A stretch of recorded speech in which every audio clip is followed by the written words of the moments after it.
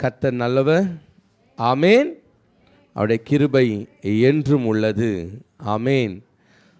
So விசேஷமாக இந்த நாளிலும் கூட பெண்கள் எல்லாம் என்ன பண்ணாங்க, ஒரு அருமையான பாட்டு பாடினாங்க, குணசாலியான பெண்ணே. ஆமேன். சரி, குணசாலி என்று சொன்னால் என்ன அர்த்தம்? குணசாலினா என்ன? அதுக்கு அர்த்தம் என்ன?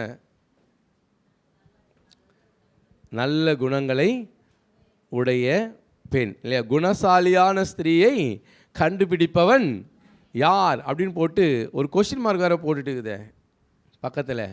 அப்படின்னா என்ன? குணசாலியான பெண்ணை கண்டே பிடிக்க முடியாதா? ரொம்ப கஷ்டம். ரைட். எப்பவுமே இந்த உலகத்தில் வேல்யூபுளான திங்ஸை கண்டுபிடிக்கிறது கொஞ்சம் கஷ்டமாக தான் இருக்கும் இல்லையா? அதுலேயும் கூட அந்த வேல்யூபுளான திங்ஸை எடுத்து பட்டை தீட்டி என்ன பண்ணுவாங்க, அதை பளபளப்பாக அதை ஜொலிப்பாக கொண்டு வரும்போது தான் அதனுடைய மதிப்பு என்ன பண்ணும், பயங்கரமாக அதுக்கு வரும். ஹல்லேலூயா. குணசாலியான ஸ்திரீயை கண்டுபிடிப்பவன் யார்?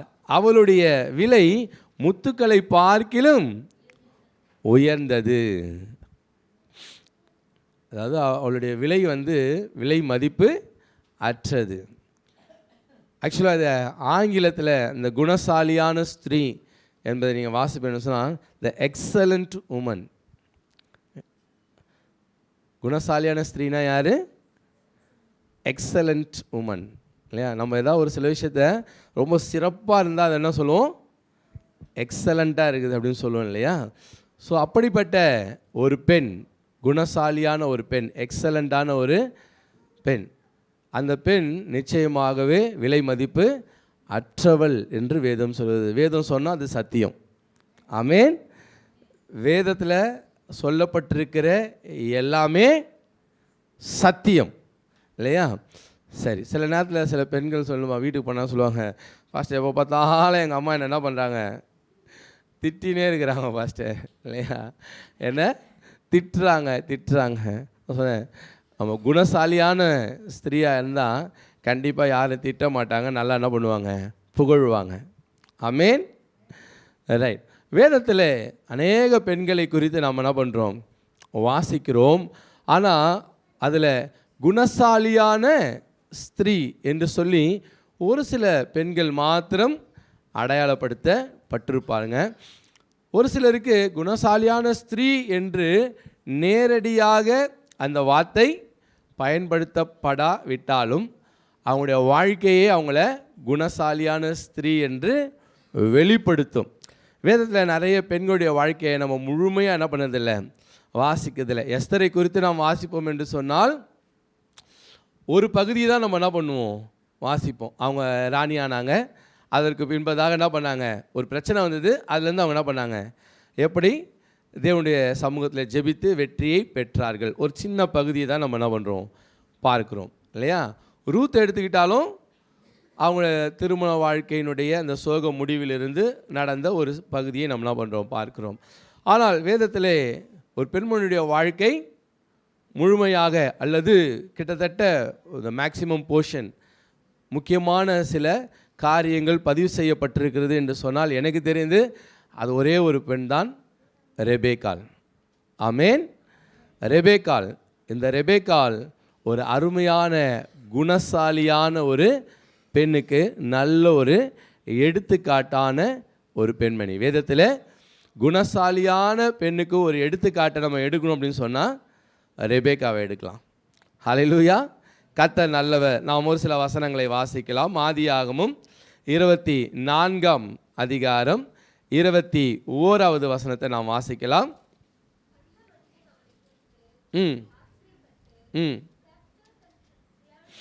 ரைட். இதில் நம்ம பார்க்க வேண்டிய ஒரே ஒரு வார்த்தை, நான் அண்டர்லைன் பண்ண விரும்புகிற வார்த்தை, அந்த மனிதன் அவளை குறித்து ஆச்சரியப்பட்டு இல்லையா? அதை வாசிக்கும் போதே நமக்கே ஆச்சரியமாக இருக்கும். இதை வாசிக்கும் போது ஏன் எலியேசர் ரெபேக்காவை பார்த்து என்ன பண்ணாரா, ஆச்சரியப்படுறாரு இல்லையா?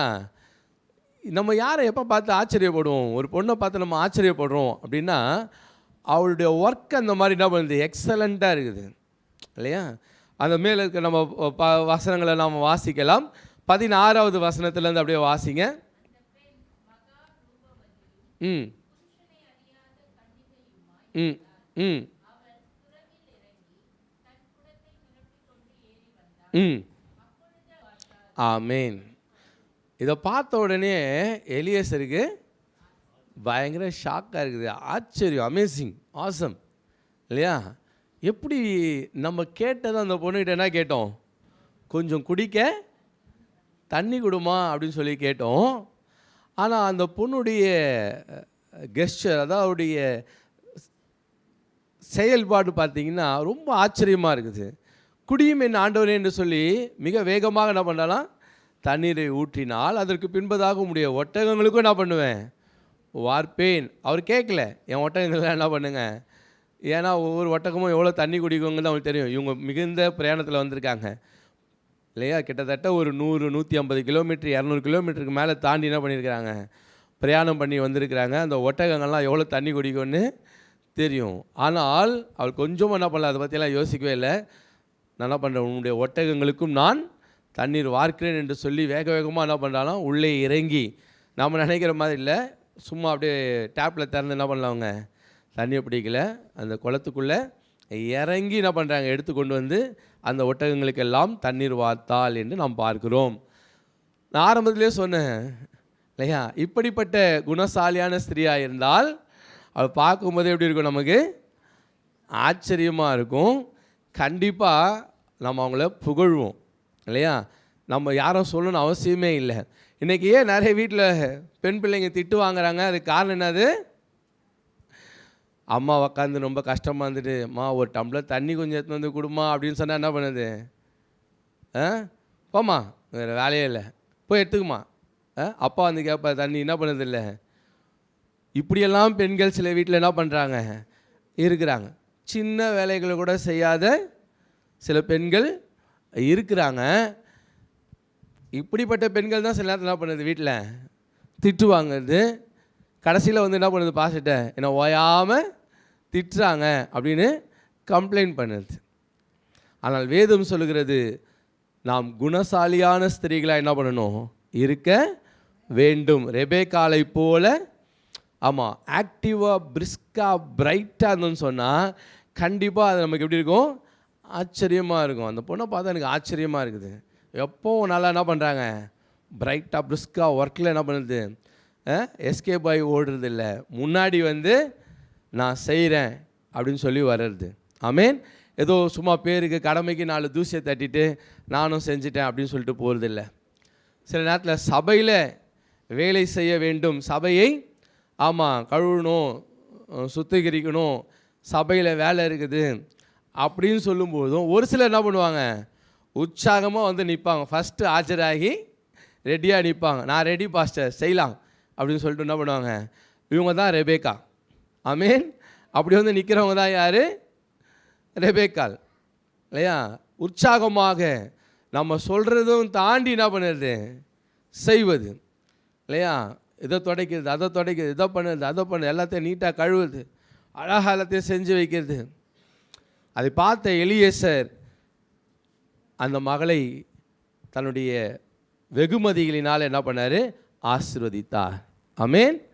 கிஃப்ட் எடுத்து என்ன பண்ணுறாரு, கொடுக்குறாரு. அந்த மகளுக்கு என்ன பண்ணுறாரு, சந்தோஷமாக தாராளமாக ஒரு கிஃப்ட் என்ன பண்ணுறாரு, கொடுக்குறார். நான் சொல்கிறேன், தேவனுடைய வீட்டிலும் சரி, ரெபேக்காளை போல நீங்கள் உற்சாகமாய் கட்டாயத்தினால் அல்ல உற்சாகமாய் நீங்கள் செய்வீர்கள் என்று சொன்னால் நிச்சயமாக தேவனிடத்திலிருந்து ஆசீர்வாதத்தை பெறுவீர்கள். குணசாலியான ஸ்திரியாய் வீட்லேயும் கூட எப்படி இருக்கணும், வீட்டில் யாரெல்லாம் அப்படி சுறுசுறுப்பாக இருந்து இல்லையா, வருகிறவர்களை அன்போடு கூட உபசரித்து சுறுசுறுப்பாக செயல்படுறாங்களோ கண்டிப்பாக அவங்களும் என்ன பண்ண போகிறாங்க, அவங்களும் வாழ்த்து பெறுவார்கள். கண்டிப்பாக அவங்களுடைய வாழ்க்கையிலும் நன்மையும் ஆசீர்வாதமும் உண்டாகும். இப்படிப்பட்ட ஒரு குணசாலியான ஸ்திரீல் தான் புகழப்படுவாள் என்று வேதம் சொல்லுது. ஆமேன் இல்லையா? நீங்கள் நீதிமொழிகளில் வாசிப்பீர் என்று சொன்னால் அந்த குணசாலியான ஸ்திரீ புகழப்படுவாள் இல்லையா? அவள் புகழப்படுவாள் என்று வேதம் சொல்கிறது. ஏன் அவனுடைய கணவன் புகழ்றான்? நம்ம வாசிக்கலாம். திரும்ப நீதிமொழிகள் வாங்க. நீதிமொழிகள் 31:29 வாசிங்க. ம் ம் அவளை புகழ்கிறான். கணவன் என்ன பண்ணுறான்?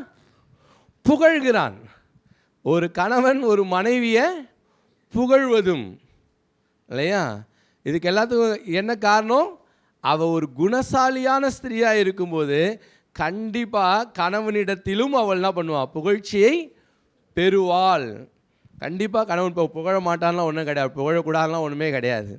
அவள் குணசாலியாக இருந்து நல்லா சுறுசுறுப்பாக இருந்து ஆக்டிவாக இருந்து வீட்டு காரியங்களை எல்லாம் சிறப்பாய் செய்தால் கண்டிப்பாக அவனால் புகழாமல் இருக்க முடியாது. ஒரு நாள் இல்லைன்னா ஒரு நாள் கண்டிப்பாக அவன் புகழ்ந்து தான் ஆகணும், வேறு வழியே கிடையாது. அதெல்லாம் என்ன பண்ண முடியாது. அப்படியே அவன் புகழ்னாலும் வீட்டுக்கு வரவங்க என்ன பண்ணுவாங்க? புகழ்வாங்க. பரவாயில்லையே இந்த வீட்டை என்ன பண்ணுகிறாங்க, ரொம்ப அழகாக நீட்டாக என்ன பண்ணுறாங்க, மெயின்டைன் பண்ணுறாங்க, நல்லா இருக்குது. வீட்டுக்கு வரவங்களும் புகழ்வாங்க, கணவனும் என்ன பண்ணுவார்? புகழ்வார். இன்றைக்கி இருக்கிற பெண்கள், நான் குறை சொல்கிறேன் தப்பாக நினைக்க வேணாம், நான் குறை சொல்றதுக்காக சொல்ல. நான் ஒரு சில வீடுகளுக்கு போகும்போது அவங்க தாயார் அவங்க சொல்லுறது தான், அந்த பசங்களை கூப்பிட்டு வச்சு நானும் உட்கார வச்சு பேசும்போது அந்த பசங்க சொல்லுது, அதுமா நான் ஏன் இதெல்லாம் செய்யணும்? நான் நல்லா படிப்பேன், நான் வேலைக்கு போவேன், நான் யாரையாவது வேலைக்கு என்ன பண்ணிக்குவேன், வேலைக்காரை வச்சுக்குவேன். அவங்க வந்து துணி துவைப்பாங்க, அவங்க வந்து வீட்டு பெருக்குவாங்க, அவங்க வந்து சமையல் செய்வாங்க. நான் எதுக்கு என்ன பண்ணணும்? இதெல்லாம் செய்யணும். நீ எதுவுமே செய்ய வேணாம் அப்படின்னு இன்றைக்கு இருக்கிற சில பெண் பிள்ளைங்களுக்குள்ளே இப்படிப்பட்ட ஒரு மனநிலை உருவாயிருக்குது. நம்ம வேலைக்கு போய் சம்பாதிச்சிட்டா போதும், வீட்டில் மற்ற வேலையெல்லாம் வேலைக்காரங்க என்ன பண்ணுவாங்க. இது ஒரு கற்பனை தான், இது நிஜம் கிடையாது. இது ஒரு கற்பனை தான். ஏன்னா சம்பாதிக்கிற பணம் இதுக்கெல்லாம் என்ன பண்ண முடியாது, வராதுன்னு அவங்களுக்கே தெரியாது. அதற்கு பின்பதாக வருகிற 1000 பிரச்சனைகளை பற்றி அவங்களுக்கு தெரியாது.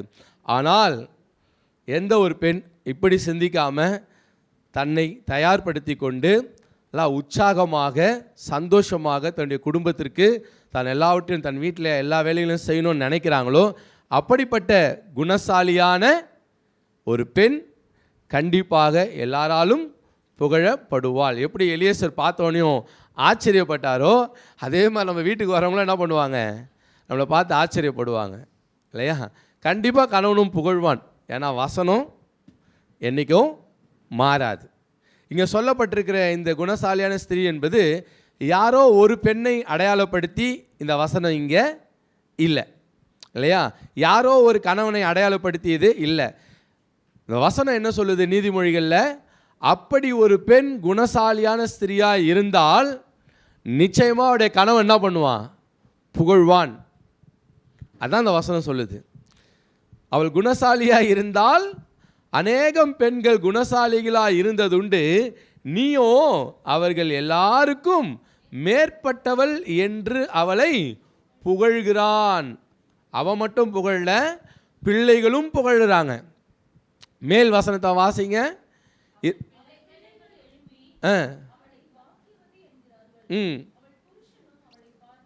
ரைட்டு. பிள்ளைகளும் புகழ்கிறாங்க, கணவனும் புகழ்கிறான். குணசாலியான ஸ்திரீயாக இருந்தால் வெளியிலேருந்து வந்து பார்க்குற யாருமே என்ன பண்ணுவாங்க? ஆச்சரியப்பட்டு புகழ்வாங்க. எல்லோரும் புகழத்தக்க ஒரு பெண்ணாக ஒரு குணசாலியான ஸ்திரீ கண்டிப்பாக இருப்பாள். அப்போ குணசாலியான ஸ்திரீ அப்படின்னு சொன்னால் அந்த குணசாலியான ஸ்திரீ எப்படி இருக்கணும்? ஞானமாக இருக்கணும் உள்ள, சரிங்களா? ஆத்துமாவில் எப்படி இருக்கணும்? ஞானமுள்ள பெண்ணாக இருக்க வேண்டும். வேதம் அப்படி தான் சொல்லுது. ஞானமுள்ள பெண் தன் வீட்டை என்ன பண்ணுறா? புத்தி உள்ள பெண் தன் வீட்டை, நீதிமொழிகள் 14:1 நம்ம எல்லாருக்கும் தெரிஞ்ச வசனம் தான். புத்தி உள்ள ஸ்திரீ தன் வீட்டை கட்டுகிறாள். ஞானம் உள்ளவளாய் அவள் என்ன பண்ணணும்? குணசாலியான ஸ்திரீ எப்படிப்பட்டவளாக இருக்கணும்?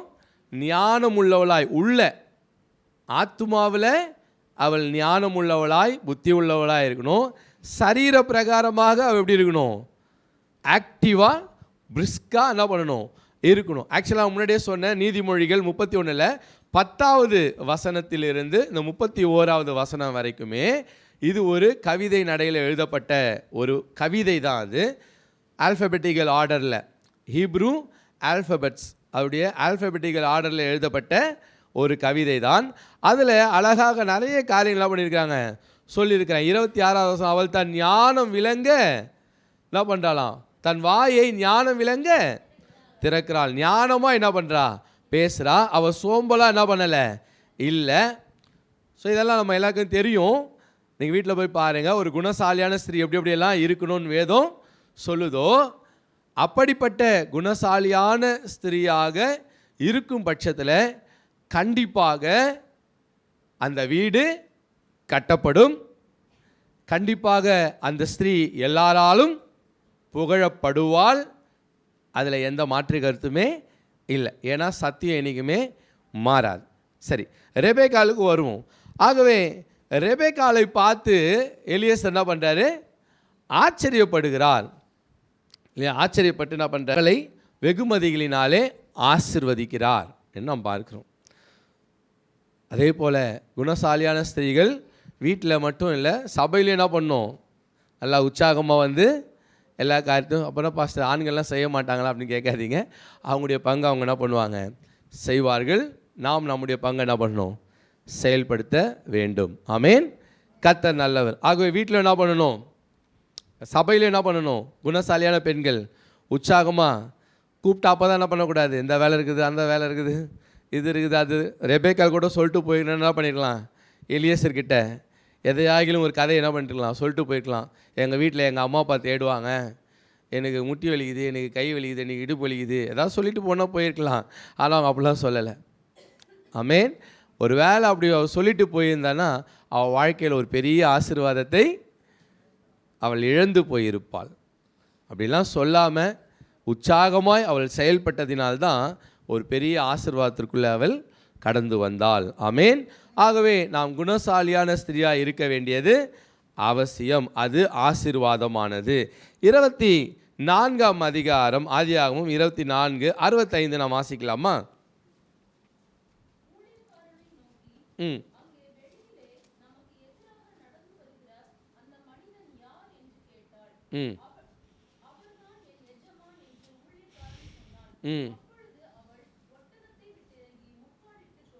ஆமேன்.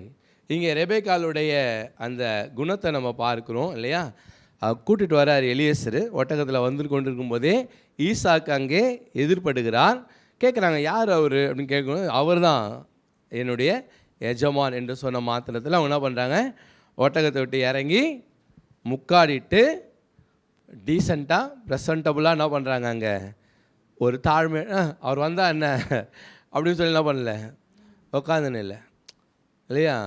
ஸோ அந்த காலத்து ஒரு கஸ்டம்ஸ் அண்ட் ட்ரெடிஷன் வச்சுக்கோமே, கண்டிப்பாக ஒரு எஜமான் அல்லது மணவாளனாக நியமிக்கப்பட்டவர் அவர் வராருன்னு என்ன பண்ணுறாங்க, ஒட்டகத்தை விட்டு இறங்கி முக்காடிட்டு அவருக்கு முன்பாக என்ன பண்ணுறாங்க, நிற்கிறார்கள். இதெல்லாம் ஒரு நற்பண்புகளில் அங்கே வருகிறது. சரி, ரைட். அதற்கு பின்பதாக இந்த ரெபேக்காளை குறித்து நாம் ஒரு சில காரியங்களை பார்க்கலாம். ஆதியாகமம் 25:20வது வசனம் 21வது வசனம் வாசிங்க. Right, praise the Lord. இங்கே ரெபேக்காளை குறித்து நாம் பார்க்கிறோம். கிட்டத்தட்ட அவங்களுக்கு கல்யாணம் எத்தனை வருஷம் பிள்ளை இல்லாமல் இருந்தாங்க? 20 வருஷம் இல்லையா? 20 வருஷம் திருமணமாகி அவங்க பிள்ளை இல்லாமல் இருக்கிறாங்க. ஆனால் நம்ம வேதத்தில் எந்த ஒரு இடத்துலையும் ரெபேக்காள் ஈசா கிட்ட போய் என்ன பண்ணாங்க, சண்டை போட்டாங்கன்னு கிடையவே கிடையாது. முறுமுறுத்தாங்க, சண்டை, அவ்வளோ எதுவுமே என்ன பண்ணல, நம்ம பார்க்கல இல்லையா? ஆனாலும் அவர்கள் இருவரும் சந்தோஷமாக தான் என்ன பண்ணாங்க, இருந்தார்கள் என்று வேதம் சொல்லுகிறது. அப்போ 20 வருஷமாக குழந்தை இல்லைன்னு சொன்னாலும் அவங்களுக்குள்ள ஒரு நல்ல அண்டர்ஸ்டாண்டிங் இருந்தது. அதே நம்ம அங்கே ராகேலை பார்ப்போம் என்று சொன்னால், ராகேல் போய் என்ன பண்ணுறாங்க, யாக்கோபு கிட்ட சண்டை போடுகிறான்னு பார்க்கணும் இல்லையா? எனக்கு என்ன இல்லை, குழந்தை இல்லை, நீங்கள் என்ன பண்ணுங்க அப்படின்னு சொல்லி பயங்கரமாக அங்கே யாக்கோபினிடத்தில் அவள் சண்டை போட. அப்போ யாக்கோபு கோபப்பட்டு சொல்ல, நான் என்ன கர்த்தர் உன் கர்ப்பத்தை அடைத்திருக்க, நான் என்ன செய்ய முடியும், நான் என்ன தேவனா அப்படின்னு சொல்லி என்ன பண்ணுறார் யாக்கோபு, அங்கே கோபப்படுகிறதை பார்க்கிறோம். சாராளை குறித்து நாம் பார்ப்போம் என்று சொன்னால், ஆண்டவர் 75 வயதாக இருக்கும்போது என்ன பண்ணார், வெளியே கொண்டு வந்தார். வாக்கு தத்தம்லாம் கொடுத்துருந்தார். எல்லாம் கொடுத்துருந்தோம். சாராளால் என்ன பண்ண முடியல, ரொம்ப நாள் தாக்கு பிடிக்க முடியல. ஒரு குறிப்பிட்ட காலம் தான், 75லேருந்து 85 வரத்துக்குள்ளே 10 வருஷத்துக்குள்ளவே சாராள் என்ன பண்ணிட்டாங்க, உடனடியாக ஒரு டிசிஷனை எடுத்து தன்னுடைய அடிமை பெண் ஆகிய ஆகாரை ஆபிரகாமுக்கு என்ன பண்ணிட்டாங்க, கொடுத்துட்டாங்க இல்லையா. ஏன்னா அவங்களால எவ்வளோ வருஷம் தாக்கு பிடிக்க முடியல, 10 வருஷம், மேக்ஸிமம் 7 வருஷம் தான் சொல்லலாம். ஏன்னா அவங்க ஆபிரகாமுக்கு 99 வயசு ஆகும்போது, 100 வயசு ஆகும்போது இஸ்மவேலுக்கு 13 வயசு இல்லையா. கிட்டத்தட்ட அந்த 10 வருஷத்துக்குள்ளவே அல்லது 12 வருஷத்துக்குள்ளவே அவங்களுக்கு என்ன ஆகிடுச்சு, அவங்க பொறுமையை இழந்துட்டாங்க. ஆனால் இங்கே ரெபேக்காளை குறித்து பார்க்குறோம், திருமணமாகி எத்தனை வருஷம் ஆகுது, 20 வருஷம் ஆகுது. ஆனால் ரெபேக்காள் எந்த விதமான தவறான முடிவுக்கும் என்ன பண்ணலை, போகலை, முறுமுறுக்கும் என்ன பண்ணலை, செய்யலை. ஆனால் அவர்கள் பொறுமையோடு என்ன பண்ணாங்க, காத்திருந்தார்கள். ஈசாக்கு ஜெபிக்க ஆரம்பித்தார். ஆமென். ஈசாக்கு என்ன பண்ண ஆரம்பிச்சாங்க, ஜெபிக்க ஆரம்பித்தாள். 21ஆம் வசனம் சொல்லுது, மலடியாக இருந்த தன் மனைவிக்காக ஈசாக்கு கர்த்தரை நோக்கி வேண்டுதல் செய்தான். ஆமென். கர்த்தர் அவன் வேண்டுதலை கேட்டருளினார். அவன் மனைவி ரெபேக்காள் கர்ப்பம் தரித்தாள். ஆமென். ஆகவே இந்த இடத்துல ரெபேக்காளுடைய அந்த பொறுமையை நம்ம என்ன பண்ணுறோம் பார்க்கலாம். அல்லது ஒரு விசுவாசம் கூட சொல்லலாம். கர்த்தர் நிச்சயமாக என்ன பண்ணுவார், செய்வார். ஆமென். யார் பதறுவாங்க, விசுவாசம் இல்லாதவங்க என்ன பண்ணுவாங்க, ஒரு வேளை என்ன பண்ணலாம், பதறலாம். ரெபேக்காள் எப்படி பொறுமையாக இருந்தாங்கன்னு நமக்கு தெரியல, வயசு ஆக ஆக இல்லையா. ஒரு வேளை அப்போது ரெபேக்காவுக்கு என்ன வயசுன்னு நமக்கு கரெக்டாக கால்குலேட் பண்ண முடியலனா கூட 20 வருஷம் டைமுங்கிறது ஒரு சாதாரண டைம் கிடையாது. 20 வருஷம் long period, it's long period. அந்த 20 வருஷத்துக்கும் அவங்க விசுவாசத்தோட பொறுமையாக தான் என்ன பண்ணாங்க, இருந்தாங்க. ஒரு வேளை அவங்களுக்குள்ள வேறு ஏதாவது அவிசுவாசமான எண்ணம் இருந்திருந்தால் அவர்கள் வேறு விதமான முடிவுகள் என்ன பண்ணியிருப்பாங்க, எடுத்திருக்கலாம். ஆனால் அவங்க விசுவாசத்தில் இருந்ததுனால என்ன பண்ணாங்க, பொறுமையாய் இருந்தார்கள். அது மாத்திரமல்ல, அவங்க கர்ப்பம் தரித்த மாத்திரத்தில் அங்கே என்ன நடக்குது, தொடர்ந்து வாசிங்க. 22, 23.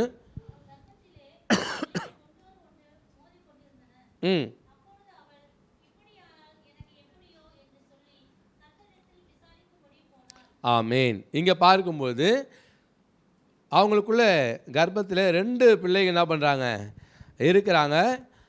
அந்த பிள்ளைகள் ஒன்றோடு ஒன்று என்ன பண்ணுதான், மோதி கொண்டு. அப்பொழுது அவள் இப்படி ஆனால் எனக்கு எப்படியோ என்று சொல்லி கர்த்தரிடத்தில், ஆமாம், அங்கேயும் அவங்க கர்த்தரிடத்தில் விசாரிக்கும்படி தான் என்ன பண்ணாங்க, போனார்கள். அல்லது இப்படிப்பட்ட ஒரு சூழ்நிலையில், ஒரு நெருக்கமான ஒரு சூழ்நிலை அல்லது ஒரு குழப்பமான ஒரு சூழ்நிலை, இப்படிப்பட்ட சூழ்நிலையில் என்ன பண்ணுது அப்படின்போது எங்கே போகிறாங்க, நேராக கர்த்தரிடத்தில் போகிறாங்க இல்லையா. கர்த்தரிடத்தில் போய், ஆண்டவரே இப்படி இருக்குதே, இது என்ன, எனக்கு என்ன பண்ணுங்க, ஒரு தெளிவை கொடுங்க, இந்த பயத்திலேருந்து எனக்கு ஒரு விடுதலையை கொடுங்க அப்படின்னு சொல்லி தான் கேட்க போகிறாங்க. அங்கே கேட்கும்போது அங்கே ஒரு பதிலும் என்ன பண்ணுது, வருது இல்லையா. நம்ம எல்லாருக்கும் தெரியும், அதனால் நான் ரொம்ப ஷார்ட்டாக அப்படி என்ன பண்ணுறேன், கடந்து போகிறேன். ஆகவே முதலாவது காரியம், பொறுமையாக என்ன பண்ணாங்க, அவங்க இருந்தாங்க. 20 வருஷம் பொறுமையாக இருந்தாங்க. கர்ப்பத்தில் குழந்தைகள் ஒன்றோடு ஒன்று மோதிக்கொள்ளும் பொழுதும் கர்த்தரிடத்தில் என்ன பண்ணுறாங்க, விசாரிக்கும்படி அவங்க போனாங்க. கர்த்தருடைய வார்த்தையை கேட்டு அந்த ஒரு ஆறுதலோடு, நம்பிக்கையோடு, சமாதானத்தோடு என்ன பண்ணுறாங்க, திரும்பி வராங்க. 25, 27 வாசிங்க.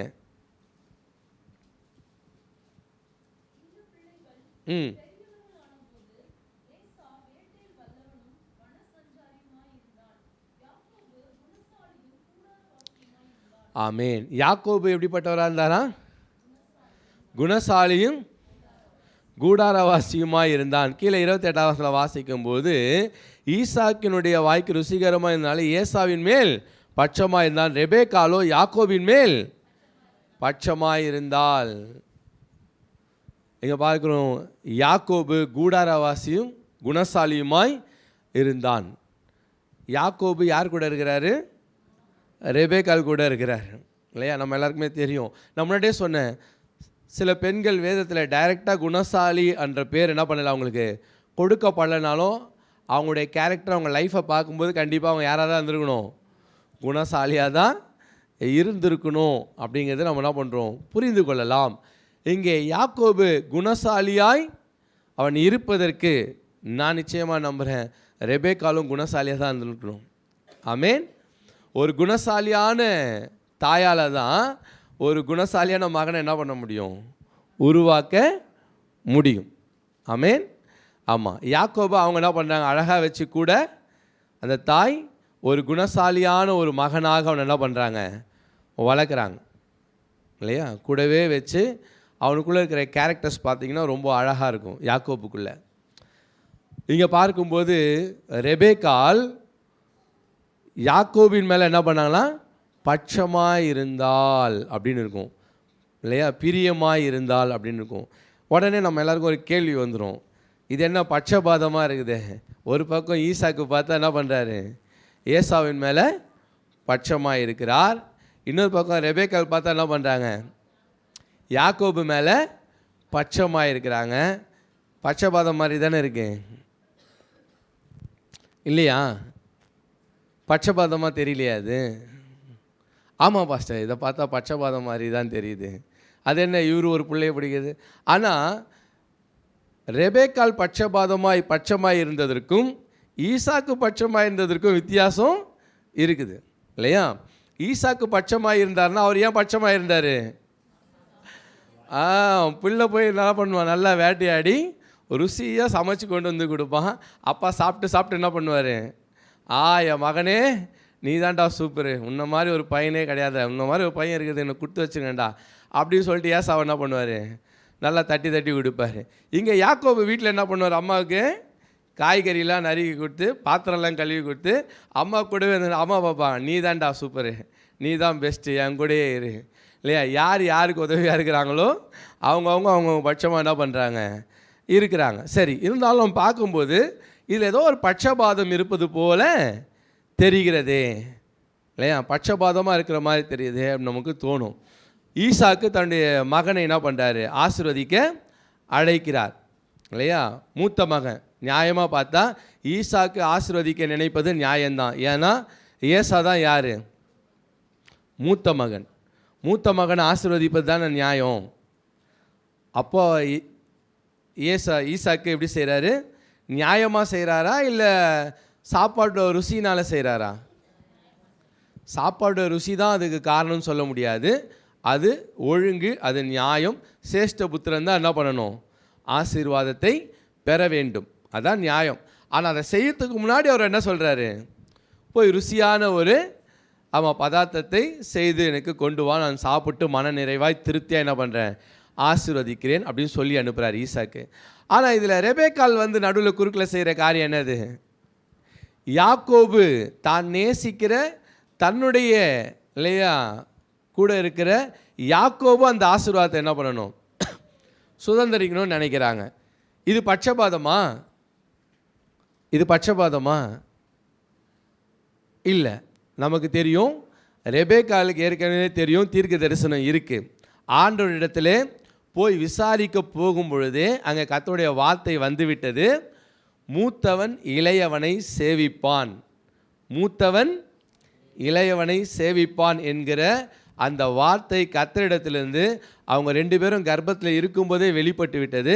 வெளிப்பட்ட வார்த்தை யாருக்கு தெரியும், ரெபேக்காவுக்கு தெரியும். அப்போது ஈசாக்கு செய்ய நினைத்ததும் தப்பு கிடையாது, ரெபேக்கா செய்ய நினச்சதும் தப்பு கிடையாது.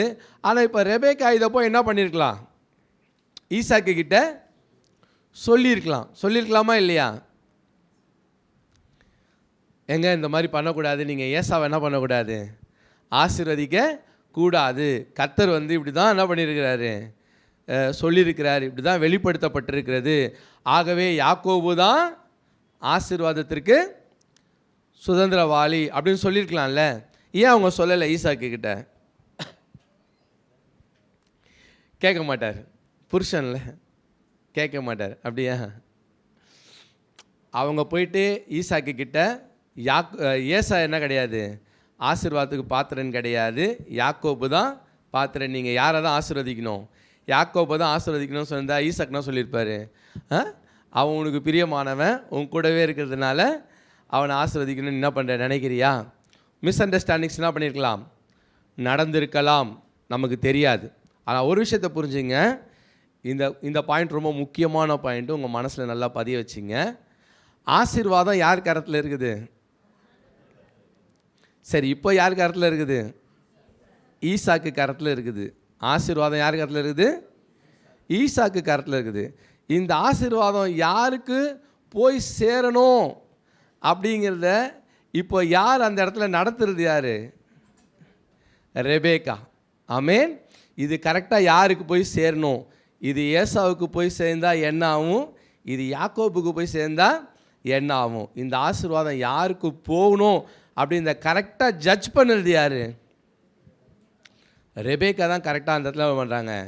ஒன்று கர்த்தருடைய சித்தத்தை அறிந்தும் ஜட்ஜ் பண்ணுறாங்க, இன்னொன்று அந்த 2 பிள்ளைகளையும் பார்த்து அனலைஸ் பண்ணி அவங்க என்ன பண்ணுறாங்க, இது யாக்கோபுக்கு போனாதான் இந்த ஆசீர்வாதம் சரியாக இருக்கும் அப்படிங்கிறத என்ன பண்ணுறாங்க, ரெபேக்கா. தான் சொன்னேன், ஆசீர்வாதம் ஈசாக்கு கையில் இருந்தாலும் அது கரெக்டாக யாருக்கு போய் சேரணும்னு நினைக்கிறது யார் கையில் இருக்குது? ஒரு குணசாலியான ஸ்திரீ, புத்தி உள்ள ஸ்திரீ வீட்டை கட்டுகிறாள் என்பது போல், ஒரு புத்தி உள்ள ஸ்திரீயாக இருந்தால், ஞானமுள்ள ஸ்திரீயாக இருந்தால் கண்டிப்பாக எல்லா பிள்ளைகளையும் அனலைஸ் பண்ணும்போது அவங்க தெரியும் இது எப்படி யார் எதுக்கு செய்யணும். நிறைய வீட்டிலலாம் இது நடக்கும் இல்லையா? அப்பா ஒன்று என்ன பண்ணுவார், மனசில் வச்சுட்டு இருப்பார், அம்மா ஒரு மனசில் என்ன பண்ணுவாங்க, ஒன்று வச்சுட்டு இருப்பாங்க. சில நேரத்தில் நம்ம கேட்கலாம், நிறைய பேருக்கு இந்த கேள்வி இருக்கும். போன முறை கூட அந்த கேள்வி பதில் செஷனில் கூட இது வந்துச்சு இல்லையா? அந்த கேள்வி, கருவில் இருக்கும் பொழுதே மூத்தவன் இளையவனை சேவிப்பான், மூத்தவன் இளையவனை சேவிப்பான் என்று யார் தான் சொல்லிட்டாங்க? முன்னாடியே கர்த்தருடைய வார்த்தை அங்கே வெளிப்பட்டது. அதனால தான் ரெபேக்கா என்ன சொல்கிறாங்க, அந்த ஆசீர்வாதம் யாருக்கு போகணும்னு நினைக்கிறாங்க? யாக்கோபுக்கு அந்த ஆசீர்வாதம் போய் சேரணும்னு நினைக்கிறாங்க இல்லையா? இப்போது பெற்றோர்களிடத்தில் பட்சபாதம் இருக்கிறதா? ஈசாக்குக்கும் ஒரு பட்சபாதம் இருக்குதா? ரெபேக்காலுக்கும் பட்சபாதம் இருக்குதான்னு பார்த்தா கடைசியில் நம்ம கேள்வி எங்கே வந்துடும்னா, தேவனிடத்திலே பட்சபாதம் இருக்கிறதா? ஏன்னா பிள்ளைகள் நன்மை தீமை அறியதற்கு முன்பதாகவே தாயின் கருவில் இருக்கும் பொழுதே வேத வசனம் சொல்லுகிறது, நான் யாக்கோபை நேசித்தேன், ஏசாவையும் நான் என்ன பண்ணிட்டேன், வெறுத்தேன் அப்படின்னு இருக்குது இல்லையா? இந்த கேள்வி எப்போவுமே அப்பப்போ சுற்றி சுற்றி வரும். தேவன் பட்சபாதம் உள்ளவர் போல தெரிகிறாரே, அது எப்படி கருவில் இருக்கும்போது பிள்ளைகள் நன்மை தீமை ஒன்றும் அறியாது இருக்கும் பொழுதே தேவன் எப்படி யாக்கோபை என்ன பண்ணலாம், தெரிந்தெடுக்கலாம் இல்லையா? ஏசாவை ஏன் அவர் என்ன பண்ணிட்டாரு, நெக்லெக்ட் பண்ணிட்டாரு அப்படின்ற கேள்வி திரும்ப திரும்ப வரும். ஆனால் ஒரு காரியத்தை நம்ம நல்லா புரிஞ்சுக்கணும், தேவன் எல்லாவற்றையும் முன் அறிந்தவர், எல்லாவற்றையும் முன் அறிந்தவர், அவருக்கு மறைவானது ஒன்றுமே இல்லை. ஆகார் வனாந்திரத்தில் அவள் கர்ப்பத்தோடு இருந்து போகும் பொழுதே அங்கே கர்த்தர் பேசும்போது ஒரு காரியத்தை சொல்லுவார், இவன் பெரிய ஜாதியாவான்லாம் சொல்லுவார், இவன் பெரிய ஜாதியாவான், நீ கவலைப்படாத எல்லாம் சொல்லுவார். ஆனால் அதே நேரத்தில் இன்னொன்றும் சொல்லுவார், இவன் துஷ்டனாக இருப்பான். இவன் யாராக இருப்பான்? இப்போ நம்ம என்ன கேட்கலாம், அவன் துஷ்டனாக இருக்கணும்னு கடவுள் விரும்புகிறாரா? அவன் துஷ்டனாக இருக்கணும்னு கடவுள் விரும்பலை. ஆனால் அவனுடைய கருவை காண்கிற தேவன், இந்த கரு, இதுக்குள்ளே இருக்கிற ஜீன் இல்லையா, இதுக்குள்ளே இருக்கிற கேரக்டர், இது எப்படி தான் வெளியே வரும். ஒரு பழமொழி சொல்லுவாங்க, விளையும் பயிர் முளையிலேயே என்ன பண்ணும், அந்த முளையை பார்த்தோன்னே இது என்ன பயிர் என்ன பண்ணிவிடுவாங்க சொல்லுவோம். மனுஷன் மூளைக்கு, குருவி மூளைக்கு அதெல்லாம் என்ன பண்ணுது தெரியுது. கர்த்தர் அங்கே ஆகாரை பார்க்கும்போதே கருவில் இருக்கும்போதே சொல்கிறாரு, இவன் துஷ்டனாக தான் இருப்பான், எல்லாருடைய கையும் இவனுக்கு விரோதமாக இருக்கும், இவன் கை எல்லாருக்கும் விரோதமாக இருக்கும், எப்பவும் இவன் எதிர்த்து நிற்கிறவனாக தான் என்ன பண்ணுவான், இவன் இருப்பான். கருவில் இருக்கிற குழந்தைய பார்க்கும்போதே சொல்லிட்டார் இஸ்மவேலுக்கு, இவன் இப்படி தான் இருப்பான்னு. அதே போல் தான் அவங்க 2 பேரும் கருவில் இருக்கும்போதே கடவுள் தெரியும், யாக்கோப் எப்படிப்பட்டவனாக இருப்பான், அவனுடைய கேரக்டர் எப்படி இருக்கும், ஏசாவுடைய கேரக்டர் எப்படி இருக்கும், கர்த்தருக்கு நல்லாவே தெரியும். அவருக்கு மறைவானது ஒன்றுமே இல்லை இல்லையா? இன்னைக்கு சயின்ஸ் எடுத்துங்க, நம்ம மனுஷ மூளைக்கு, சாதாரண மனுஷ மூளைக்கு இன்றைக்கி ஜீன் தெரப்பி பண்ணுறாங்களா இல்லையா? ஜீன் தெரப்பி பண்ணும்போது என்ன பண்ணுறாங்க, ஒவ்வொரு ஜீனையும் ஆல்டர் பண்ணுறாங்க. உயரமாக இருக்கிறதுக்கு, குள்ளமாக இருக்கிறதுக்கு, வெள்ளையாக இருக்கிறதுக்கு, முடி நீட்டாக இருக்கிறதுக்கு இல்லையா, நல்ல ஆரோக்கியமாக இருக்கிறதுக்கு எல்லா ஜீனையும் உள்ள ஆல்டர்னேட் பண்ணி என்ன பண்ணுறான், ஒரு குழந்தைக்கு பர்ஃபெக்டாக ஒரு குழந்தை வரத்துக்கு ஜீனை ஆல்ட்ரு பண்ணி ஒரு டிஎன்ஏ வைக்கிறான். மனுஷ மூளைக்கு இது என்ன பண்ணுது? அப்போ அவனுக்கு அந்த ஜீனை பார்க்கும்போதே தெரியுது. ஒரு ஜீனை பார்த்தா அந்த ஜீனை வச்சு சொல்கிறோம், சயின்டிஸ்ட் கொடுத்தா இந்த ஜீன் உயரமாக தான் வரும், இந்த ஜீன் வெள்ளையாக வரும், இந்த ஜீன் கோவப்படும், இந்த ஜீனுக்கு முடி இருக்கும், இந்த ஜீனுக்கு வழுக்க இருக்கும். ஒரு ஜீனை பார்த்து, ஜீன் என்னன்னு உங்களுக்கு ஓரளவுக்கு படித்தவங்களுக்கு தெரியும். நமக்குள்ளே இருக்கிற ரத்தத்துக்குள்ளே இருக்கிற செல்ஸுக்குள்ளே இருக்கிற டிஎன்ஏக்குள்ளே என்ன இருக்குது? இந்த ஜீன் இருக்குது. அதை பார்த்தே அவன் என்ன பண்ணுறான்? ஒரு மனுஷன் சொல்கிறான், இவன் இப்படி தான் இருப்பான், இவன் கேரக்டர் இப்படி தான் இருக்கும்னு ஒரு மனுஷனால் சொல்ல முடியுதுன்னா, தேவன் சர்வஞானின்னு சொல்கிறோமே, அவரால் அந்த ஜீனை பார்க்கும்போதே சொல்ல முடியாதா? இவன் எப்படி தான் இருப்பான், இவன் கேரக்டர் எப்படி இருக்கும் இல்லையா? ஆண்டவர் கருவில் இருக்கும்போதே சொல்கிறாரு, இவன் ஏசா என்ன பண்ண மாட்டான், ஏசா இஸ் நாட் ஃபிட், அவன் கிடையாது. யாக்கோபு தான் ஆசீர்வாதத்தை சுதந்திரிக்கிறவனாய் இருப்பான் என்பது தேவனுக்கு அழகாக தெரியும். அவருக்கு மறைவானது ஒன்றுமே இல்லை, அவருக்கு மறைபொருள் எதுவுமே கிடையாது. அப்போவே அவர் யாக்கோபை தான் நேசிக்கிறார். ஏன்னா யாக்கோபை முழுதுமாக அவர் பார்க்குறார் இல்லையா? முழுதுமாக பார்க்குறாருன்னு சொன்னால் ஏதோ கற்பனை பண்ணி பார்க்குறாருன்னு கிடையாது. அவருக்கு எல்லாமே இதெல்லாம் சொல்லணும்னு அவசியமே இல்லை.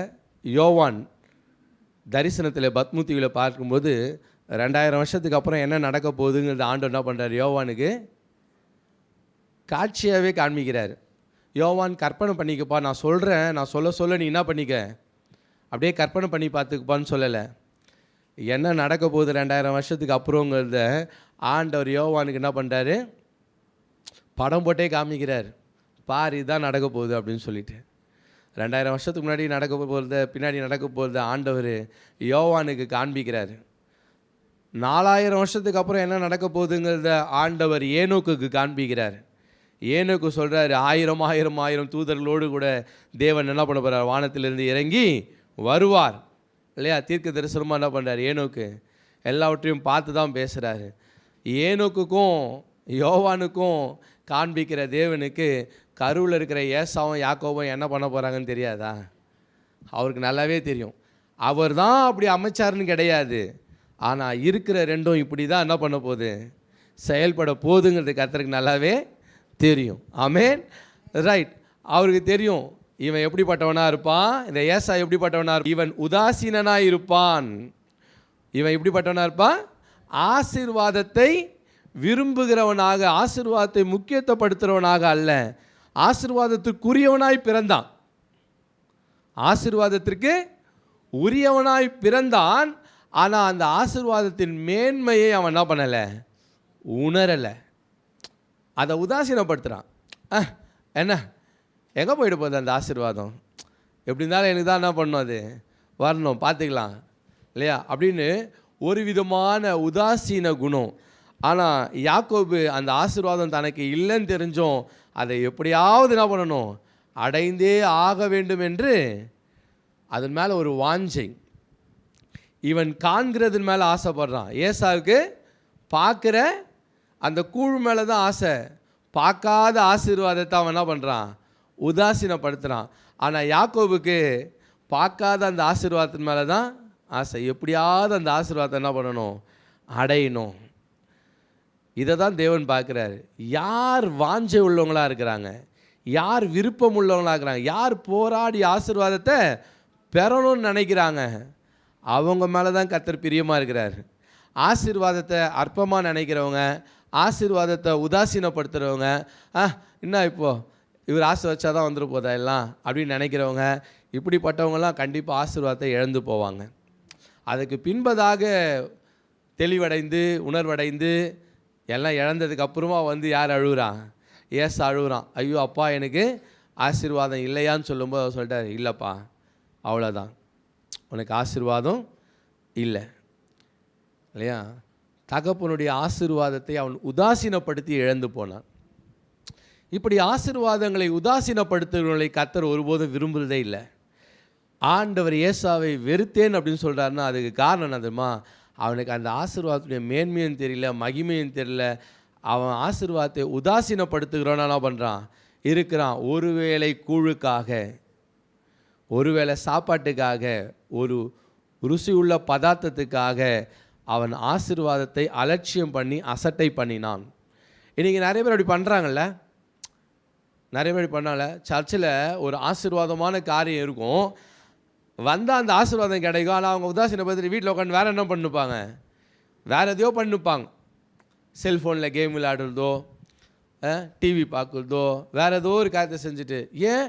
ஆசீர்வாதத்தை குறித்து அவங்களுக்கு என்ன இல்லை. நம்ம தேவ சமூகத்துக்கு போய் உட்காந்தா நமக்கு அது ஆசீர்வாதமாக இருக்கும் அப்படிங்கிறத விட, எங்கே போயிட போகுது ஆசீர்வாதம், அப்புறம் போய் வாங்கிக்கலாம், நமக்கு தான் ஆசீர்வாதம்லாம் ரெடியாக ஆண்டர் எப்பவுமே ரெடியாக வச்சுன்னுக்கிறாரு, எப்போ போனாலும் திறந்து எடுத்து கொடுத்துருவார்.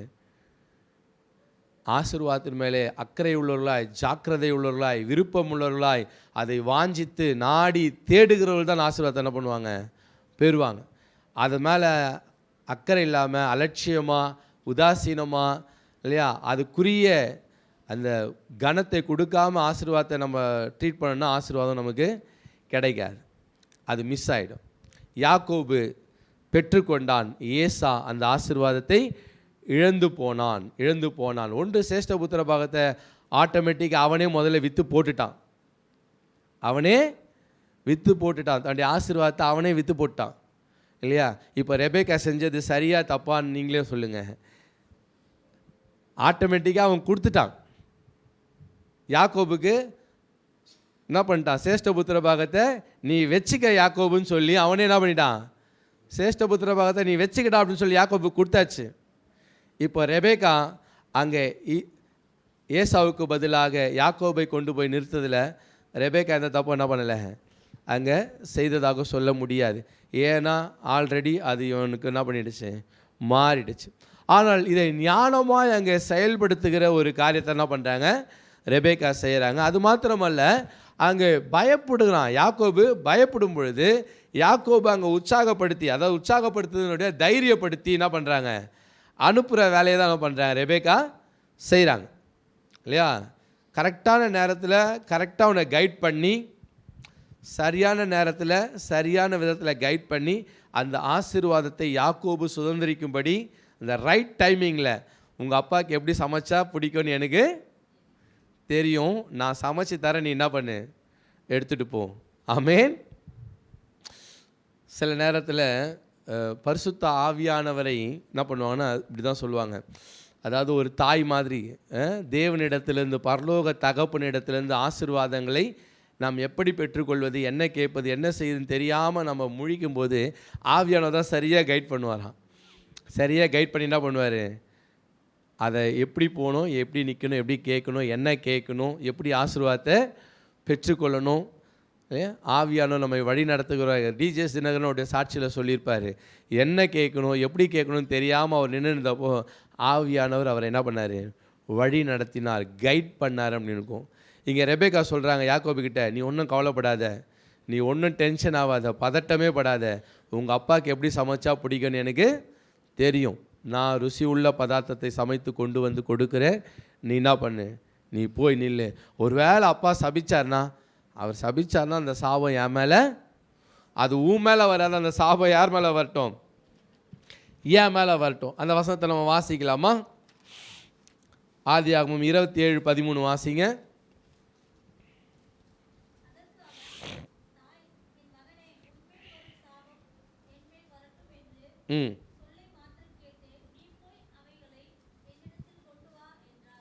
ரைட். அவங்க சொல்கிறாங்க, உன்மேல் வருகிற அந்த சாபம் யார் மேலே வரட்டும், ஏன் மேலே வரட்டும். இதுதான் அங்கே யாக்கோபுக்கு கொடுக்கப்படுகிற ஒரு தைரியம் இல்லையா. யாக்கோபு பயப்படுறான், இது ஒரு வேளை எனக்கு சாபமாக மாறிடுமோ, சாபத்தை நான் என் மேலே ஏற்றுக்கிறேன், ஆசீர்வாதத்தை நான் என்ன பண்ணுறேன், உனக்கு கொடுக்குறேன்.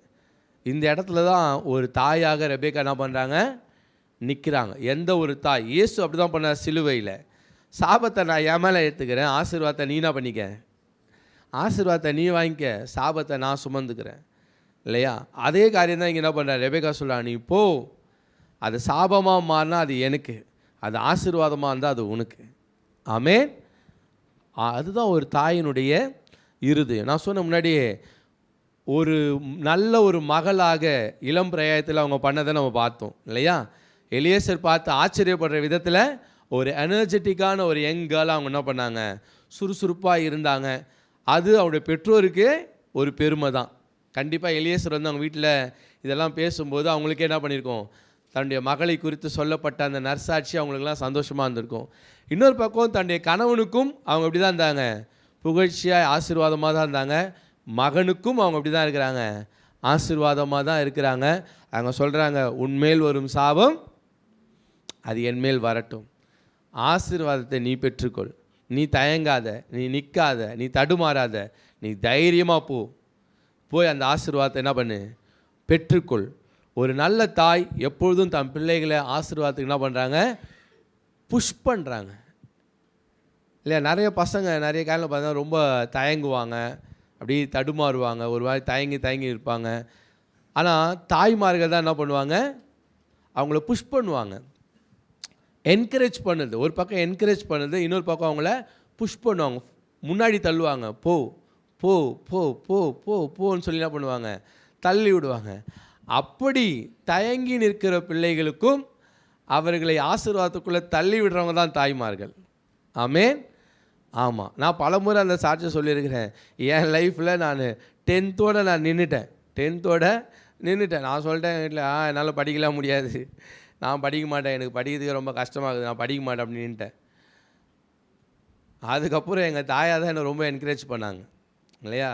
என்னை ரொம்ப என்கரேஜ் பண்ணி என்னை ரொம்ப பேசி, இல்லைப்பா நீ படிக்கணும் அப்படின்னு சொல்லி என்னை என்கரேஜ் பண்ணி 2 வருஷத்துக்கு அப்புறம் நான் 10th நின்று 2 வருஷத்துக்கு அப்புறம் திரும்ப என்னை கொண்டு போய் என்ன பண்ணாங்க, +1 சேர்த்தாங்க. அந்த அந்த ஹெட் மாஸ்டர் பார்த்து கேட்டார், நானும் எங்கள் அம்மாவை தான் போனோம். ஹெட் மாஸ்டர் 2 வருஷமாக இவன் ஸ்கூலுக்கே போலி, இவன் படிப்பானா, இவன் படிக்கலைன்னா என்ன பண்ண மாட்டோம், குவார்ட்டர்லியோடு இவனை அனுப்பிவிடுவோம்னா. அப்புறம் எங்கள் அம்மா சொன்ன தைரியமாக, இல்லை அவன் படிப்பான், நல்லா படிப்பான், நீங்கள் அட்மிஷன் போடுங்க, அதுவும் ஃபஸ்ட்டு குரூப்பு எடுத்துகிட்டு போய் இல்லையா. எதுக்கு சொன்னால், சில நேரத்தில் நமக்குள்ளே இருக்கிற தயக்கம், நம்மால் முடியாது இல்லையா, என்னால் முடியாதுன்னு நினச்சாலும் ஒரு தாய் என்ன பண்ணுவாங்க, கண்டிப்பாக அப்படி விட மாட்டாங்க. அவங்க என்ன பண்ணுவாங்க, நம்மளை என்கரேஜ் பண்ணுவாங்க, என்கரேஜ் பண்ணி நம்மளை புஷ் பண்ணி நம்மளை ஆசீர்வாதத்திற்குள்ளே நடத்துகிறவர்கள். அதுதான் எல்லா தாயும் செய்ய வேண்டியது. சும்மா நம்ம செல்லம் கொடுத்து அவங்கள என்ன பண்ணக்கூடாது, கெடுத்துடக்கூடாது. ஆனால் அதே நேரத்தில் என்ன பண்ணணும், அவங்கள ஆசீர்வாதத்துக்குள்ளே நடத்தணும். இங்கே ரெபேக்கால் அப்படி தான் என்ன பண்ணாங்க, யாக்கோபுக்குள்ளே ஒரு பயம், ஒரு ஆசை இருக்குது. யாக்கோபுக்குள்ளே என்ன இருக்குது, ஆசீர்வாதத்தை சுதந்திரித்து கொள்ள வேண்டும் என்கிற ஆசை இருக்குது. ஆனால் அதே நேரத்தில் பயமும் இருக்குது. நிறைய பிள்ளைங்களுக்குள்ளே அப்படி இருக்கும், ஏதாவது பெருசாக செய்யணும் சாதிக்கணும்னு ஆசை இருக்கும். ஆனால் அதே நேரத்தில் அவங்களுக்குள்ளே என்னவும் இருக்கும், ஒரு பயமும் இருக்கும். அந்த பயத்தை மட்டும் கொஞ்சம் நீக்கிட்டோன்னா அவங்க பெரிய காரியங்கள் என்ன பண்ணிவிடுவாங்க, செஞ்சிடுவாங்க, சாதிச்சிடுவாங்க இல்லையா. ஸோ அந்த இடத்துல தான் யாக்கோபு இருக்கிறாரு. ரெபேக்கா என்ன பண்ணுறாங்க, அந்த இடத்துல அந்த பயத்தை நீக்கி, உன்மேல் வருகிற சாபம் அது என்மேல் வரட்டும், நீ போய் என்ன பண்ண, ஆசீர்வாதத்தை சுதந்திரித்துக்கொள்னு சொல்லி அனுப்புகிறாங்க. சரி, அங்கே போகிறாரு, யாக்கோபு ஆசீர்வாதத்தை சுதந்திரித்து கொள்ளுகிறார். அதுக்கு முன்னதாக யாக்கோபு போயிடுறாரு. ஏசாவரை நம்ம எல்லாருக்குமே தெரியும். இப்போ நல்லா யோசிச்சு பாருங்கள், ஒருவேளை தன்னை தன்னுடைய மகன் ஏமாற்றிட்டான், யாக்கோபு ஏமாற்றிட்டான் அப்படின்னு தெரிஞ்சோடனே ஈசாக்குக்கு என்ன வந்திருக்கும், கோவம் வந்திருக்குமா, வந்திருக்காதா? கண்டிப்பாக என்ன பண்ணியிருக்கோம், அவருக்கு கோவம் வந்திருக்கும். எனக்கு கண்ணு தெரியாதுங்கிறத வச்சுக்கிட்டு இந்த பையன் யாக்கோபு என்ன பண்ணிட்டான், என்ன ஏமாற்றிட்டானா அப்படின்னு நினச்சிருந்தா கண்டிப்பாக ஈசாக்குக்கு ஒரு பயங்கர கோபம் வந்திருக்கணும். ஒரு வேலை சபிக்கணும்னு கூட அவர் நினச்சிருக்கலாம், எனக்கு தெரியாது. ஆனால் அந்த இடத்துலையும் ஒரு மனைவி தான் என்ன பண்ணுவாங்க, எப்போவுமே எல்லாத்தையுமே கரெக்டான ரோல் அங்கே ப்ளே பண்ணது யார் தான், ஒரு மனைவி தான் இல்லையா. அதுக்கு பின்பதாக ஈசாக்கின் இடத்துல கண்டிப்பாக அவங்க தான் என்ன பண்ணியிருக்கணும், பேசியிருக்கணும்னு நான் நினைக்கிறேன். சரி, கர்த்தர் நல்லவர். ஆகவே நான் முன்னாடியே பார்த்துட்டோம், ஒரு நல்ல இளம் மகளாக, ஒரு மனைவியாக, ஒரு நல்ல தாயாக, எல்லா பங்குலையுமே அவங்க என்ன பண்ணுறாங்க, அவங்களுடைய ரோல் அவங்க கரெக்டாக அவங்க செஞ்சுக்கிட்டே வராங்க. தன்னுடைய மகன் யாக்கோபை கூடாரவாசியும் குணசாலியுமாக உருவாக்கினவங்க அவங்க தான். அவனுக்குள்ளே ஒரு நல்ல கேரக்டரை என்ன பண்ணுறாங்க, பில்டு பண்ணி கொண்டு வந்தவங்க. கடைசியாக நாம் ஒரே ஒரு வசனத்தை மாத்திரம் நாம் வாசித்து முடிக்கலாம். ஆதியாகமம் 27:46 வாசிக்கலாம்.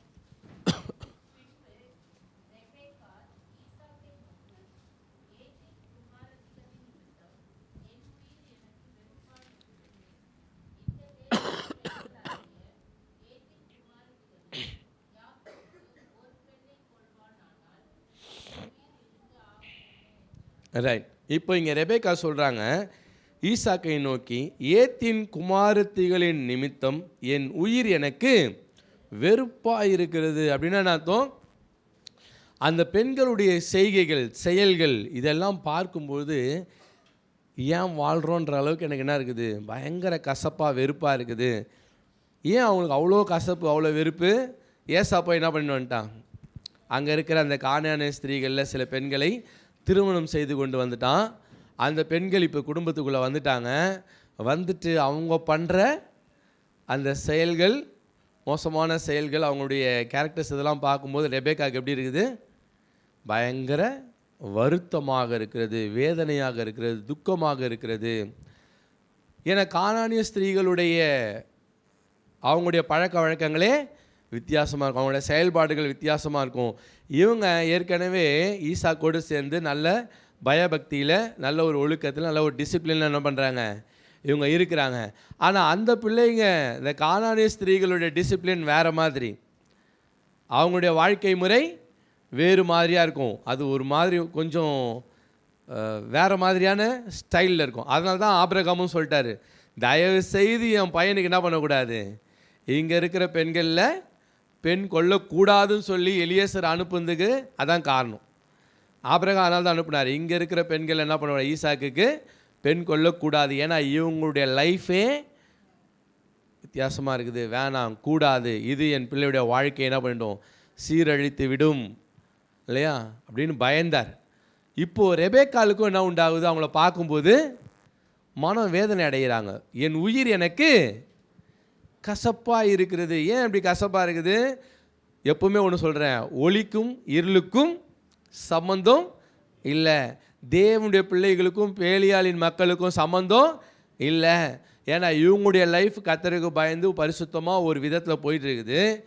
உள்ளே வர இந்த கூட்டம் எப்படிப்பட்டதாக இருக்குது, அதற்கு முரண்பாடான விதத்தில் என்ன பண்ணுது, மனம் போன போக்கில் உலக பிரகாரமாக இஷ்டப்படி செயல்படுகிற இல்லையா, இப்படிப்பட்ட விக்கிரக ஆராதனையோடு சேர்ந்த பெண்களாக இவங்க இருக்கிறாங்க. இது ரெபேக்காலுக்கு எப்படி இருக்குது, அவங்களோட இவங்களால் என்ன பண்ண முடியல, ஒத்து போக முடியல. இவங்க மனசு வேதனையாக கசப்பாக இருக்குது. என் உயிர் எனக்கு கசப்பாய் இருக்கிறது அப்படின்னு சொல்கிற அளவுக்கு அவங்க என்ன பண்ணுறாங்க, வராங்க. சாதாரண பெண்களாக இருந்தால் என்ன ஆகிருப்பாங்க தெரியுங்களா, அவங்களோட இவங்களும் சேர்ந்து என்ன பண்ணிவிடுவாங்க, மாறிடுவாங்க. சில பேர் அப்படி மாறிடுவாங்க இல்லையா, நல்லா தான் இருப்பாங்க, பக்தியாக தான் இருப்பாங்க. ஆனால் வீட்டுக்கு வரவங்க வேறு லைனில் இழுத்துன்னு போனால் இவங்களும் என்ன பண்ணுவாங்க, அதே லைனில் கூட சேர்ந்து அவங்களோட இவங்களும் மாறிடுவாங்க. வீக்காக இருக்கிறவங்க, கர்த்தருக்குள்ள உறுதியாக இல்லாமல் வீக்காக இருக்கிறவங்களா இருந்தால் உலகத்தின் மக்கள் உள்ளே வந்த உடனே இவங்களும் அவங்கள மாதிரியே என்ன பண்ணிவிடுவாங்க, மாறிடுவாங்க. இது நிறைய இடத்துல நடக்கும். ஆனால் ரெபேக்காவை பொறுத்த வரைக்கும் இவங்க கர்த்தருக்குள்ளே நல்லா உறுதியாக தெளிவாக இருந்ததுனால இவங்க அவங்கள மாதிரி மாறல, அவங்களாலையும் இவங்கள மாதிரி மாற முடியாது.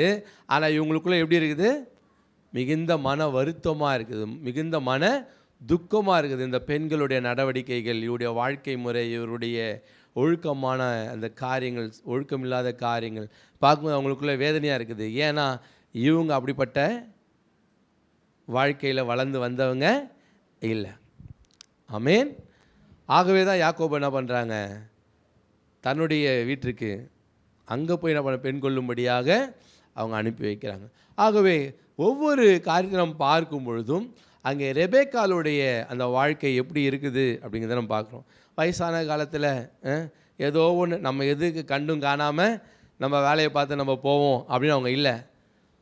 தேவனுக்கு பிரியமில்லாத காரியங்கள் அவளை சுற்றி நடக்கும்போது அதை பார்க்கும் பொழுது அவங்க மனசுக்குள்ளே எப்படி இருக்குது, அது மிகுந்த வேதனையாக இருக்குது, அது மிகுந்த அவங்களுக்கு துக்கத்தை, வருத்தத்தை, ஐயோ நான் வாழதே எனக்கு எப்படி இருக்குது, இதையெல்லாம் பார்த்துன்னு நான் உயிரோட இருக்கணுமா அப்படின்ற அளவுக்கு அவங்க என்ன பண்ணுறாங்க, வேதனைப்படுறாங்க இல்லையா. நம்ம லோத்தை குறித்து வாசிக்கும்போது சோதோம் கோமோராவுக்குள்ளே இருக்கும்போது அவன் நாள்தோறும் சோதோமில் நடக்கிற காரியங்களை பார்த்து தன் இருதயத்திலே அவன் வாதிக்கப்பட்டான் அப்படின்னு இருக்கும்.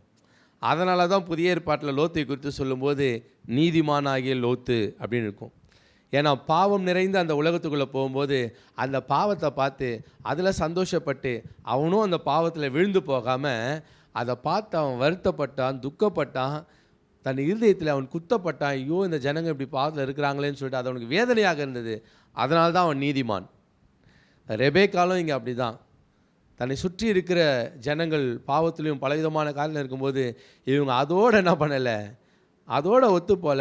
ஆனால் அதை பார்த்து அவங்க மனசுக்குள்ளே என்ன பண்ணுறாங்க, வேதனை அடைகிறாங்க இல்லையா? அதுலேருந்து ரெபேக்காவுடைய கேரக்டர் நம்ம என்ன பண்ணலாம், புரிந்து கொள்ளலாம். ஒரு குணசாலியான ஒரு ஸ்திரீ, குணசாலியான ஸ்திரீ எப்போதுமே தன்னுடைய கணவனுக்கு ஆசீர்வாதமாக இருக்கிறாள் என்று வேதம் சொல்லுகிறது. வசனம் அழகாக சொல்லுது. நீதிமொழிகள் 19:14 வாசிங்க.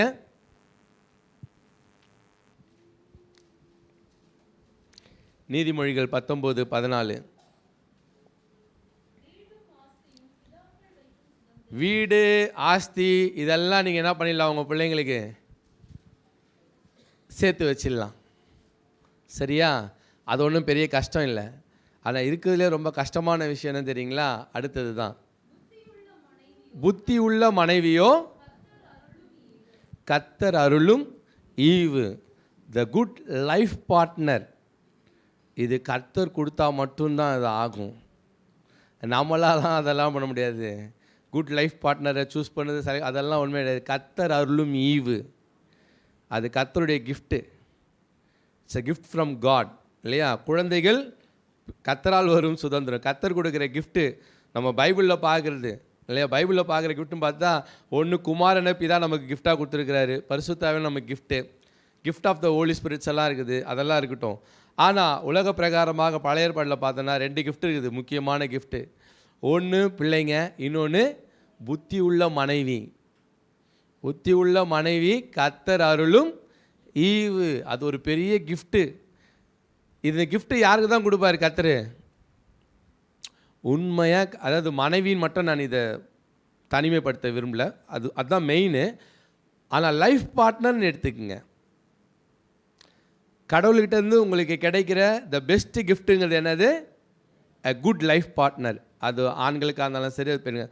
ஆண்களுக்கு புத்தியுள்ள மனைவி, பெண்களுக்கு ஒரு நல்ல நேசிக்கக்கூடிய அன்பான ஒரு கணவன். இது ரெண்டுமே கர்த்தரிடத்துலேருந்து கிடைக்கிற ஒரு கிஃப்ட்டு, அது ஒரு ஆசீர்வாதம். இது யாருக்கு தான் கர்த்தர் கொடுக்குறாரு? அவரை நேசிக்கிற, அவரை அன்பு கூறுகிற, அவரை விசுவாசிக்கிற, அவருக்காக காத்திருக்கிற பிள்ளைகளுக்கு கர்த்தர் அப்படிப்பட்ட அருமையான கிஃப்ட்டை கொடுப்பார். ஆமென். நீங்கள் கர்த்தருக்காக காத்திருந்தீங்கன்னா கர்த்தர் உங்களுக்கு கொடுக்குற அருமையான கிஃப்ட் என்னது? அவர் ஒரு புத்தி உள்ள மனைவியை உங்களுக்கு என்ன பண்ணுவார்? கிஃப்டாக கொடுப்பார். இல்லை உங்களை அன்பாக நேசிக்கிற, உங்களை அரவணைக்கிற, உங்களை புரிந்து கொள்ளுகிற ஒரு அருமையான கணவரை கர்த்தர் என்ன பண்ணுவார்? உங்களுக்கு கொடுப்பார். இது கர்த்தர் அருளும் ஈவு. It's a gift of God. கடவுள் கொடுக்குற ஒரு பெரிய ஆசீர்வாதம். இந்த ஆசீர்வாதத்துக்கு நம்ம கடவுள் என்ன பண்ணணும்? அப்படி ஆண்டவர் உங்களுக்கு கொடுத்துருக்கிறாருன்னா ஆண்டவருக்கு சந்தோஷமாக நன்றி சொல்லுங்கள். ஆண்டவர் எனக்கு அப்படிப்பட்ட ஒரு கிஃப்ட்டை என்ன பண்ணியிருக்கிறாரு? கொடுத்துருக்கிறாரு. அப்படிப்பட்ட கிஃப்ட்டை ஆண்டவர் எனக்கு ஒரு கனவுல கொடுத்துருக்குறாரு. அப்படிப்பட்ட கிஃப்ட்டை கர்த்தர் எனக்கு ஒரு மனைவியை கொடுத்துருக்குறாருன்னா நம்ம ஆண்டருக்கு அதோடைய பெரிய ஒரு தேங்க்ஸ் என்ன பண்ணி ஆகணும்? சொல்லியே ஆகணும். ஆமென். அது ஒரு மிகப்பெரிய ஒரு ஆசீர்வாதம் இல்லையா? மிகப்பெரிய ஆசீர்வாதம். மற்ற பிள்ளைகளை அதுக்காக என்ன பண்ணணும்? ஜெபிக்கணும் இல்லையா? ஜெபிக்கணும், கர்த்தருக்காக காத்திருக்கணும். காத்திருக்கும்போது கர்த்தர் என்ன பண்ணுவார்? ஏற்ற துணையை பரிசாக தருவார். உங்களுடைய பரிசுத்த வாழ்க்கைக்கு, உங்களுடைய நீதி உள்ள வாழ்க்கைக்கு, உங்களுடைய உண்மை உள்ள வாழ்க்கைக்கு கர்த்தர் கொடுக்கும் பரிசாக உங்களுக்கு ஏற்ற துணை தந்து என்ன பண்ணுவார்? ஆசீர்வதிப்பார். ஆமென். ஆகவே கர்த்தருக்காக என்ன பண்ணணும்? காத்திருக்கணும். நாமளாக என்ன பண்ணக்கூடாது? அவசரப்படக்கூடாது. சரி, நாம் முடிப்போம். புத்தி உள்ள ஸ்திரீ, ஞானமுள்ள ஸ்திரீ இல்லையா? இன்னும் என்னென்ன ஸ்திரீலாம் நம்ம வேதத்தில் வாசிக்கிறோம்? குணசாலியான ஸ்திரீ, எக்ஸலண்ட்டான ஒரு ஸ்திரீயாக நம்ம என்ன பண்ணணும்? இருக்கணும் என்று தான் வேதம் நமக்கு சொல்லுகிறது. வேதம் அப்படிப்பட்ட ஸ்திரீயாக நம்மை உருவாக்க விரும்புகிறது. நீங்கள் புத்தி உள்ள ஸ்திரீயாக, ஞானமுள்ள ஒரு ஸ்திரீயாக, குணசாலியான ஸ்திரீயாக, எல்லாராலும் புகழப்படுகிற ஒரு ஸ்திரீயாக, ஆசீர்வாதமான ஒரு ஸ்திரீயாக நீங்கள் இருக்கணும்னு சொன்னால் ஒன்றுமே செய்வேனா? நீங்கள் ஜெபித்து கர்த்தருக்கு பயந்து கர்த்தருடைய வார்த்தைக்கு கீழ்ப்படிந்திருக்கும்போது நிச்சயமாகவே கர்த்தர் உங்களை அப்படிப்பட்ட குணசாலியான ஸ்திரீயாக ஆசீர்வதிப்பார். ஆமென். நீங்கள் குணசாலியான ஸ்திரீயாக நீங்கள் மாறுவீங்க. மாற்றுறது தான் ஆணுடைய வேலை. ஆமேன். நாம் இப்போ எப்படிப்பட்டவர்களாக இருந்தாலும் சரி, கர்த்தருடைய வார்த்தையும் வசனமும் ஆவியானவரும் நம்மை மாற்றுவாங்க. ஆமேன். குணசாலியான ஸ்திரீயாய் கர்த்தர் உங்களை மாற்றுவார். ஆசீர்வாதமான பிள்ளைகளாக கர்த்தர் உங்களை மாற்றுவார். நாம் தான் வாஞ்சிக்கணும், ஜெபிக்கணும். ஆண்டவரே, நான் ஒரு ஞானமுள்ள ஸ்திரியாக மாறணும், எனக்கு நல்ல ஞானத்தை கொடுங்க. நான் ஒரு குணசாலியான ஸ்திரியாக என்ன பண்ணணும், மாறணும். அப்படிப்பட்ட குணங்களை, நற்பண்புகளை எனக்குள்ளே தாங்க. ஆண்டவரே, நான் புத்தி உள்ள ஸ்திரியாக வீட்டை என்ன பண்ணணும், கட்டி எழுப்பணும், எனக்கு உதவி செய்யுங்க. அவன் ஜெபிக்கும்போது நிச்சயமாகவே கர்த்தர் பெரிய காரியங்களை செய்வார். ஆமேன். கர்த்தர் நல்லவர். நாம் யாவரும் கண்களை மூடி ஜெபிக்கலாம்.